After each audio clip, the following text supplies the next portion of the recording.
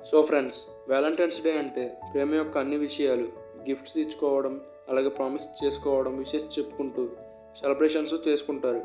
కానీ నిజానికి Valentine's day వెనుక ఒక చరిత్ర దాగి ఉంది. అయితే ఆ చరిత్ర ఏంటో తెలుసుకుందాం రండి.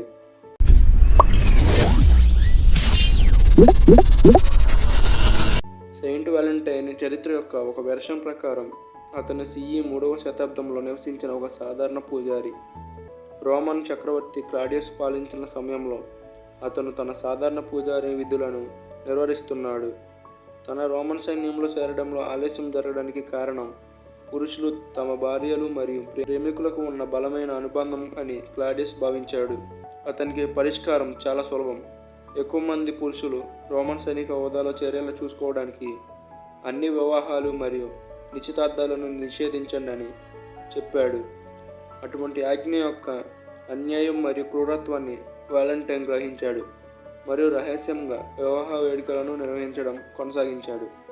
పూజారి రహస్య కార్యకలాపాలను కనుగొన్నప్పుడు క్లాడియస్ చక్రవర్తి అతనికి మరణశిక్ష విధించి అది సరిపోదన్నట్టుగా అతని తల నరికివేయాలని తీర్పు ఇచ్చాడు.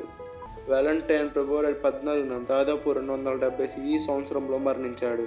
సో ఫ్రెండ్స్, ప్రేమ పేరుతో ఆయన చేసిన గొప్ప సేవకు గాను వ్యాలంటైన్ సెయింట్గా పేర్కొన్నారు.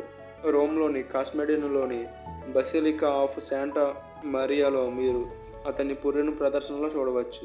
సో ఫ్రెండ్స్, ఈ ఇన్ఫర్మేషన్ నచ్చితే లైక్ చేసి సబ్స్క్రైబ్ చేయండి.